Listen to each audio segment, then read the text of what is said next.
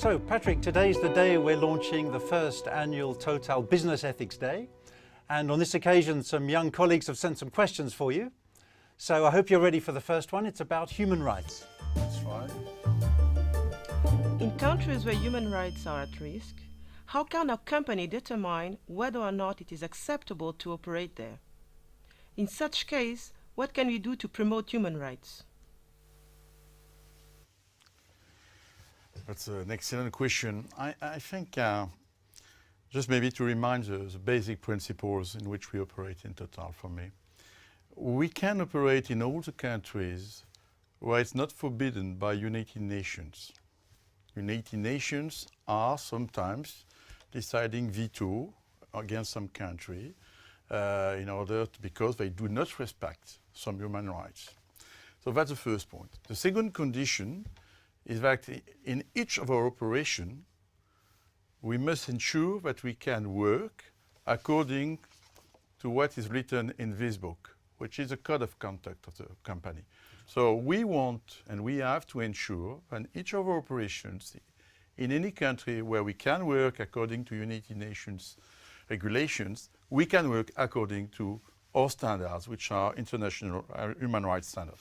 So I think we are a company like Total, we are the vehicle of some values, providing we respect our values. And this is very important. So what I expect from each people in the company is really on the ground, in the operations, to be sure that what we do respects the international standards in human rights. And it's written in that book, and it must be observed.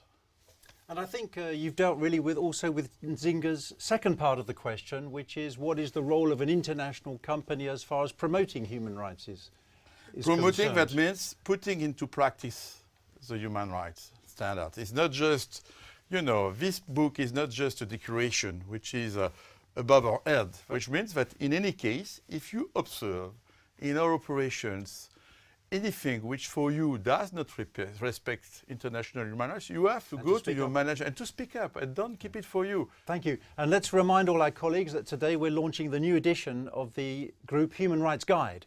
And we'd like everybody to refer to that new guide, and there's plenty of good examples in there.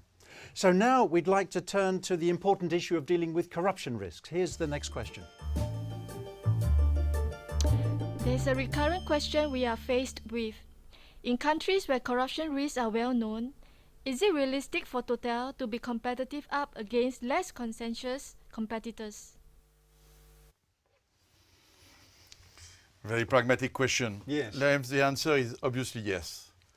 And I can tell you why. Because we are Total, because we have the capacity to make business, to develop business without practicing any corruption. So let's be clear, there is zero tolerance to corruption. I know why you ask the question, because people believe that if you make money in all business, that means that you are practicing all corruption. I can assure you that neither in my job, in any post or responsibility I had accepted any corruption. I know that sometimes people come to our office, it could be easier if, it could be easier, but it would be a major mistake. It's first a question of reputation, and reputation has a big value for me. And second, it's a very short-term view.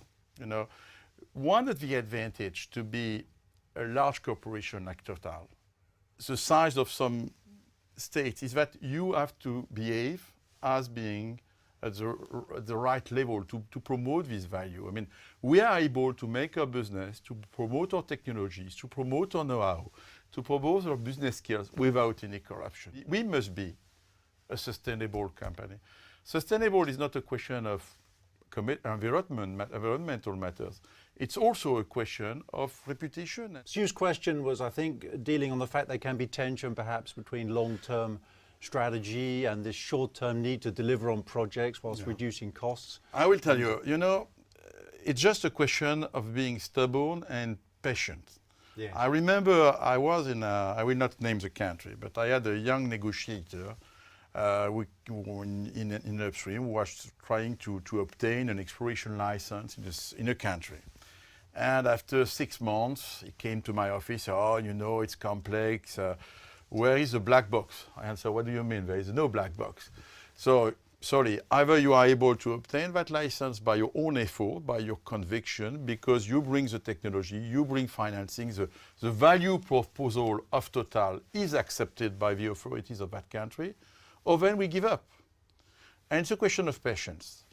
It took him 2 years, but at the end of the day, he got the license without any, I don't know what, intermediaries or things which are not acceptable. So again, we have in the company a value proposal which is on the medium and long term value, which is bringing some value to our stakeholders. Our next question is about the internal progress we've made in Total on raising ethics awareness. In the past years, companies like Total have increased initiatives to raise employees' awareness towards compliance. Nevertheless, the media still report shocking events involving major companies. How do you measure Total's progress, and is that enough to protect our company? First of all, I don't think Total has been named in any recent scandals. Maybe there are some trials, but which refer to practices of 20 years ago. Justice maybe is slow, but no, I'm happy we are not involved. First point. Second point, I think that then again, this is a collective effort and an individual effort, the answer to that question. The individual effort is that you, all of you, need to read that paper. Message. And this is the key message. You have to read that and consider that page, which is quite simple, and in particular the 3 basic principles, security, safety, integrity, and human rights, as the core values of the companies. This is, for me, one part of the cement of the culture of Total. So having said that, of course, we need to help ourselves. Right? We developed in the company, we deployed in the company a network of what we call compliance officers. These networks of people, of compliance officers, are there in order to train us, to explain the way that we can work according to the principles. But again, we have more there to test us, to be sure that, to help us to do it, rather than, it is not complex to work according to the ethics principle. Let's be clear, we are doing that for many, many, many years, but just we have to demonstrate it as well. So we have to be able to make some audits about it, and we have also sometimes people like you, by the way, asking me questions, able to answer to pragmatic questions, and the compliance officers are there to do that. And so, I mean, for me, and you have also, of course, the ethics committee, which is important. We see that people are asking questions to the ethics committee. That's important. It shows the awareness is raised. Yes. Yeah, I think that's important for the demonstration. And so that's also why we are today discussing together December 9th for this annual Ethics Day, I would say. We know in Total we have 2 big events now. We have the Safety Day, and I want the Ethics Day to be also another annual event during which we together discuss with managers, employees about these topics. And that's how we'll continue on the road of continuous improvement, I think. Sure. Shall we take the last question, which will lead you then to conclude on our discussions? For sure. In order to restore public trust in companies, would you say you, as a CEO, need to address ethics challenges more vocally? Can you tell us more about your personal commitment to ethics?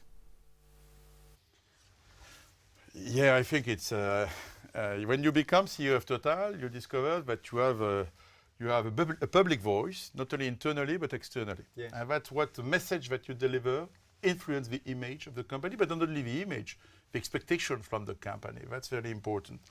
This is what I would say a lead by example. And this is a message not only, by the way, for the CEO, which has to set the tone, like you said, I think. Tone from the top, as we say. Tone from the top. But it's also key for my colleagues of the executive committees, for the top executives of the company, but also, by the way, for all the managers. All managers, yeah. Because I know that each colleague in the company is observing the behavior of the managers and what are the core values what are the mottos of these managers. So again, I think it's important. So we have to to speak up again about it. Remember, we have selected collectively a motto which is committed to better energy. Yes. We are building today what I call the enterprise project of the ambition for the 20 years, for our future collectively. As more and more I work on it, the more I think that committed to better energy is right. In committed to better energy, it's not only making more energy, cheaper energy, more affordable and cleaner energy, it's also a question of producing this energy, delivering this energy according to a certain high standards of values. And the high standard of values means integrity, means human rights respect. Patrick, thank you very much for sharing your thoughts with us today.